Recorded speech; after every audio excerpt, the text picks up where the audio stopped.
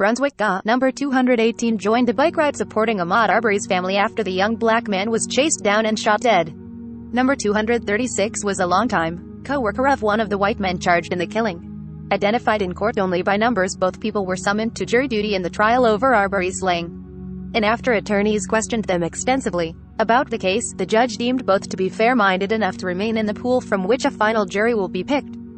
An outcry over the February 2020 slaying of 25-year-old Arbery echoed across the U.S. after graphic cell phone video of the shooting leaked online 2 months later. With jury selection underway in the Georgia community of 85,000 where the killing took place, it seems increasingly likely that some of the jurors who are ultimately chosen will have preconceived opinions and personal ties to the case.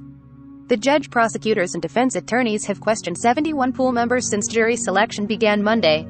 After dismissing those with personal hardships or unshakable biases, 23 were deemed qualified to advance. Dozens more will be needed before a final jury of 12 plus 4 alternates can be seated.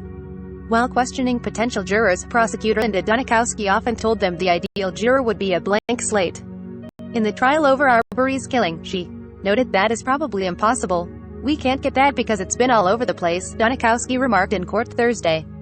Jury selection begins in Ahmaud Arbery murder trial. October 18, 202,101 to 29. The result has been a number of potential jurors kept in the pool despite coming to the courthouse already knowing a lot about what happened and the people involved. That's because they said they can decide the case fairly, based only on the trial evidence.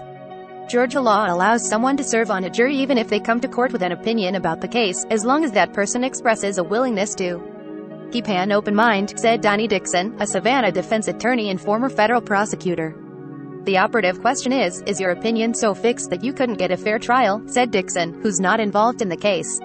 "The reality is, who knows, but if they say those magic words, the judge may not disqualify them." Greg and Travis McMichael, a father and grown son, armed themselves and pursued Arbery in a pickup truck after spotting him running in their neighborhood.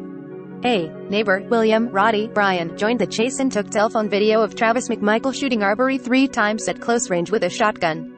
Greg McMichael, who had recently retired after a long career as an investigator for the area district attorney, told police Arbery had previously been recorded by security cameras inside a neighboring house under construction and they suspected he had been stealing. He said Travis McMichael shot Arbery in self-defense after Arbery attacked him. Until now, the case has been driven by outsiders. The McMichaels and Bryan were not charged until the Georgia Bureau of Investigation took over the case from local police. Greg McMichael's ties to the district attorney resulted in the appointment of outside prosecutors from Metro Atlanta. Likewise, Superior Court Judge Timothy Walmsley from Savannah was assigned to preside. If a jury gets seated in Glynn County, where 1,000 jury duty notices were mailed, the case will ultimately be decided by people for whom the slaying it. Much closer to home, jury pool member number 218, a retail worker who identified herself in court as a black woman, wrote on her juror questionnaire that a young man was shot due to his color and the 3 men that committed the act almost got away. She said in court Thursday that she had taken part in a bike ride to raise money for Arbery's family after the shooting. And while telling attorneys she could be a fair juror, she also said that based on what she knows now, "I feel like they are guilty." Mother of Ahmaud Arbery, "We will get justice for Ahmaud." October 18, 202,105 to 52. Not everyone called to jury duty has been preoccupied by Arbery's killing. A self-employed woman said she refused to listen when her husband tried to discuss the case and said she goes out of my way not to read news or politics. She remains in the jury pool. Others have been disqualified for seeming too engaged. The judge dismissed a woman who said she believes she saw Arbery running near her home not long before he was killed. She described feeling emotionally connected to him and followed pretrial court proceedings closely. Number 236 was kept in the jury pool even though she's known Greg McMichael for 30 years.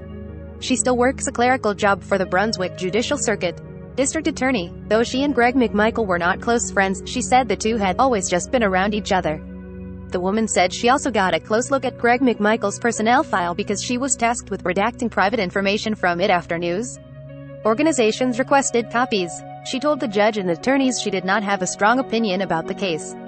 What little opinion she offered was not sympathetic. "I don't understand why they took it into their own hands," number 236 said. "That's the only thing that disturbs me about that day. I would have called 911 and let the police handle it. If enough people summoned to the courthouse keep expressing strong opinions, defense attorneys could ask the judge to halt jury selection and move the case to a different Georgia county. It's the easiest time to get a change of venue, said Don Samuel, an Atlanta defense attorney who is not involved in the case. If half the people who are randomly picked are so biased they can't even sit as jurors, you're talking about a community that's saturated by pretrial publicity. Breaking news emails. Be the first to know about breaking news and other NBC News reports. Sign up. This site is protected by RECAPTCHA privacy policy terms of service.